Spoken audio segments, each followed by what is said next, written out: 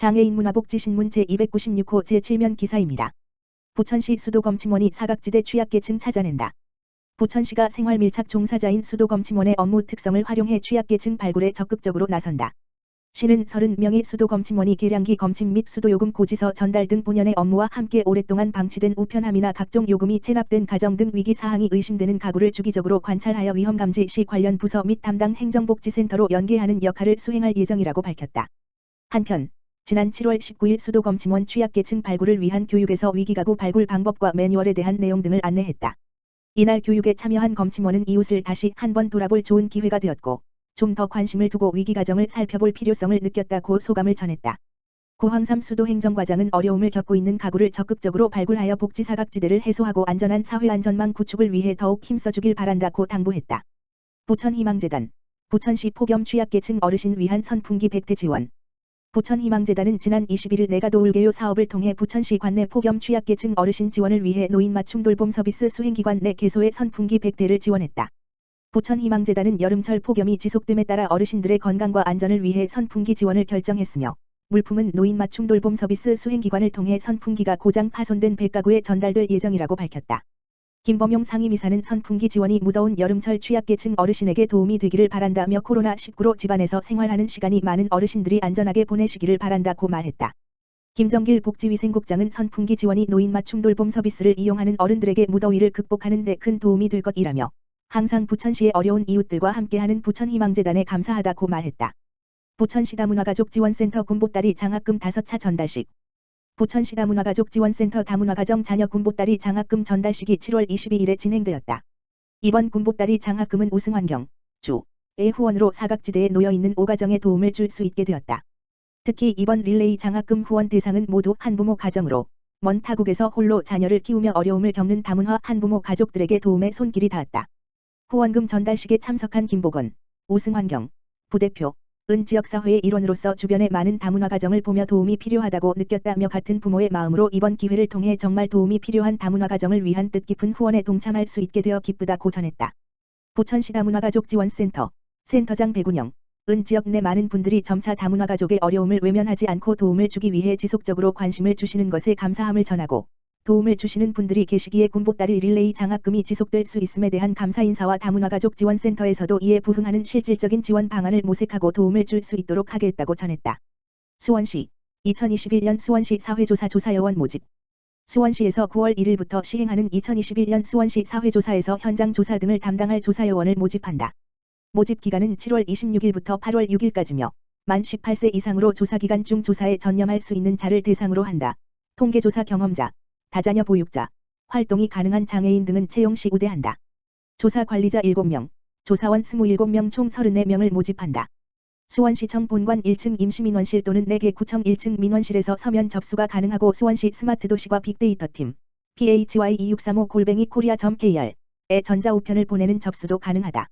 신청 서식, 구청별 서면 접수 기간 등 자세한 내용은 수원시 홈페이지와 각 구청 홈페이지에 게시된 2021년 수원시 사회조사 조사요원 모집 공고문에서 확인할 수 있으며 합격자는 8월 10일 각 구청 홈페이지로 발표되며 합격자에게는 개별 통보, 문자가 이루어진다.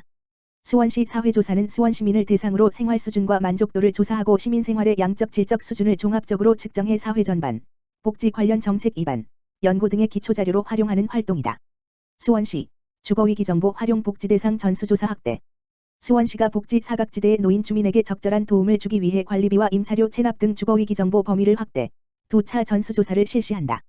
수원시는 오는 8월 27일까지 주거위기 가구 전수조사, 2차를 추진해 복지 사각지대 발굴에 나선다.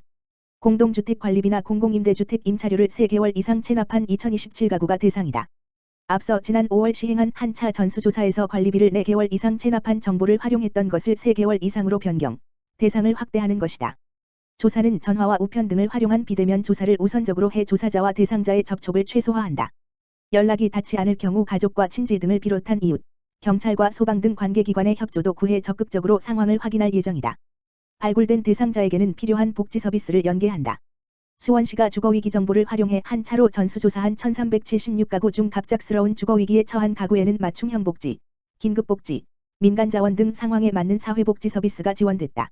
이 가운데 5개월의 임차료를 체납했던 주거 취약 가구가 발굴되기도 했다. 권선구 다세대 주택에 거주 중인 해당 위기가구는 이혼 후 자녀 양육 부담 및 경제적 빈곤의 악순환에 처해 임차료뿐 아니라 각종 공과금을 체납하던 중이었다. 주거위기 정보를 활용한 수원시의 한 차 조사에서 발굴된 이 가정에는 긴급지원 및 맞춤형 급여 서비스가 지원됐다. 수원시는 두 차 조사를 통해 더 많은 위기가구를 확인, 코로나19 장기화 등으로 복지사각지대에 처한 위기가구를 발굴한다는 계획이다. 기우진 수원시 도시정책실장은 두 차 조사 후 적절한 복지 서비스를 연계해 위기에 처한 주거복지 사각지대 주민들이 안정을 찾을 수 있도록 적극적으로 돕겠다며 앞으로도 사각지대 주민뿐 아니라 다양한 시민이 누릴 수 있는 주거복지 정책을 펼치겠다고 말했다. 수원시 어두웠던 거리, 안심과 갓길로 다시 태어났다. 수원시가 창용초등학교 주변, 연무동, 수원여자대학교 주변, 오목천동, 경희대 국제캠퍼스 주변 원룸 밀집 지역, 영통 3동 등 3개소의 안심과 갓길을 조성했다.